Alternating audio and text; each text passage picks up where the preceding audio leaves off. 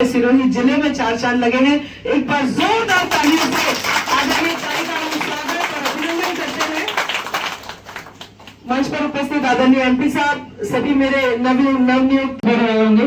भारत माता की जय, वंदे मातरम, वंदे मातरम। आज हम सभी के लिए बहुत हर्ष का विषय है कि हम सबके बीच स्वागत किया है। उसके लिए मैं सभी विभिन्न सेवादार का तहे दिल से आभार और बहुत बहुत धन्यवाद देता हूँ।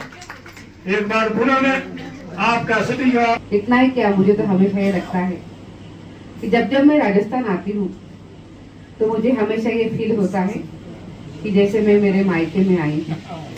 इतना प्यार, इतना स्नेह मुझे यहाँ मिलता है।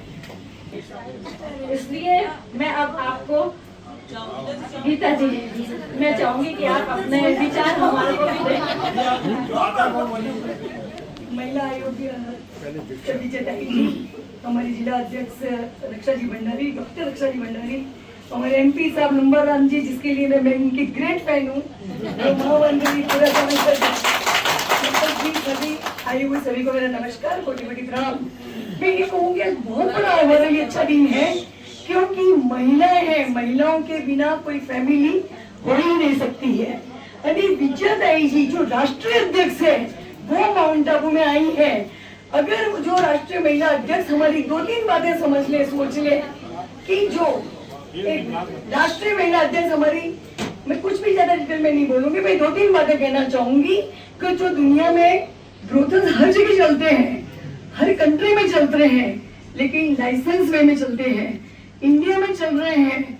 जो नाबालिग लड़कियों को मिसगाइड करा जा रहा है, लाया जा रहा है, विमेन ट्रैफिकिंग हो रही है, उसको कुछ रोका जाए, या उसके लिए जो भी ब्रोथल्स है उनके यहाँ सीसी कैमरे लगाए जाए कि जिनको किसको लाया जा रहा है।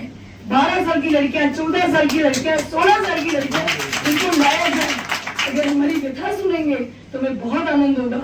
दूसरे जो कॉल गर्ल्स हैं माउंट आबू में होटल टू होटल आती हैं, यानी जिसके कारण बहुत ज्यादा खराब हो रहा है।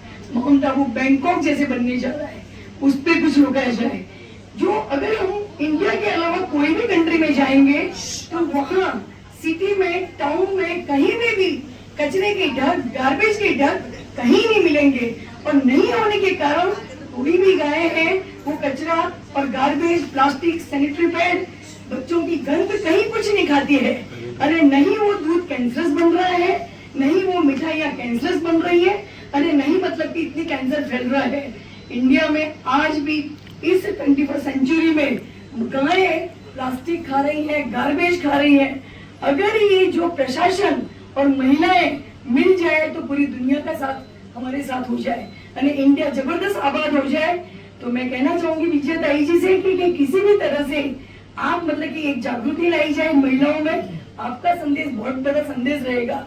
आप यहाँ की महिलाओं को कह के जाइए कि डोर टू डोर सेग्रीगेटेड, मतलब वेट एंड ड्राई कचरे को इकट्ठा करें। अरे प्रशासन को भी बता के जाए, नंबराम जी, सर, रक्षा जी, कि भाई वो कचरे की गाड़ी जो नहीं आती है, छोटी सी बात है, फिर भी मैं बोलूंगी कचरे की गाड़ी आए वो लेकर के जाए, यानी जिसके कारण जो बीमारियां फैल रही है, बरसात में जो डिसीज फैल रही है, जो पहाड़ों में इतना ब्यूटीफुल हिल स्टेशन है, वहाँ पहाड़ों से लोग कचरा फेंक रहे हैं। जो भी बाहर से आए हुए लोग हैं उनमें नहीं है सिविक सेंस, अरे वो इलिटरेट समझो, लिटरेट समझो, सभी लोगों से, हमसे भी गलतियां हो रही है, उनसे भी हो रही है।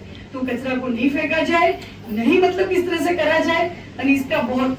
अभी मैं आबू रोड में गई कि जाओ डंपिंग यार्ड वहाँ बना हुआ है, तो वहाँ देखा जाए तो डंपिंग यार्ड में कचरों में 15 गायें खड़ी थी। क्या उनको बुला करके डंपिंग यार्ड बनवाए? यहाँ जो यहाँ पे डंपिंग यार्ड बना हुआ है उसमें भालू जो है वो 8-8, 10-10 भालू इकट्ठे हो जाते हैं। 3 या 4 तो भालू होते ही है। तो क्या वो एनिमल, मतलब कि जो ये कहते हैं कि जो वुमन सेवियर ऑफ ये जो है, कहेंगे अपन इनको सेवियर कहा जाता है कि बचाने वाली होती है, रक्षक होती है। वो लेडीज को आप मैसेज दीजिए कि मतलब कोई माने या नहीं माने, लेकिन हर लेडी को मानना पड़ेगा कि डोर टू डोर कचरा गाड़ी में फेंको, बाहर मत फेंको। दुकान वालों को, बॉयज को, जेंट्स को भी बताना चाहूंगी, वो भी दुकान का कचरा बाहर फेंकते हैं, वो नहीं फेंका जाए। અને પ્રશાસન के साथ देकर के અને प्रशासन से कचरा उठवाया जाए। हम हिंदुस्तान में ये भी काम नहीं कर सकते जो बहुत इजी है। हम ये तो कह नहीं रहे कि ऐसा हो जाए वैसा हो जाए कि ये हो जाए, लेकिन लड़कियां का जो पॉलिटिक्स का है, ब्रूटल का है, ये जो गायों का है, कचरे का है, क्योंकि मैं जब ये जो कृष्णा जो ये डेयरी है इसमें हमें होटल ये जो इनोवेट क्लब की तरफ से मैं वहाँ गई थी, कहाँ बीकानेर गई थी। आप प्रज्ञा से पूछे लड़की कितना रोई है, जबरदस्त रोई है, क्योंकि वहाँ 2500 पाउस थी जिसमें से 400 गायें जो ऐसी थी कि जो वो पाँव से टूटी लंगड़ी थी।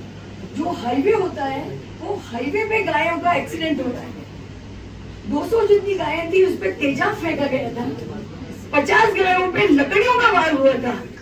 तो ये गार्बेज वाली बात तो मैं भूल ही गई थी कि भाई ये गार्बेज खा रही है, दूध कैंसर हम पी रहे हैं, वो एक बात, हमारे बच्चे भी बड़े होंगे तो इनको कितनी तकलीफें होंगी वो तो मैं भूल ही गई। वो गाय जो है जिनको माता कह रहे हैं उनको प्रताड़ित किया जाए, वो अबोल है।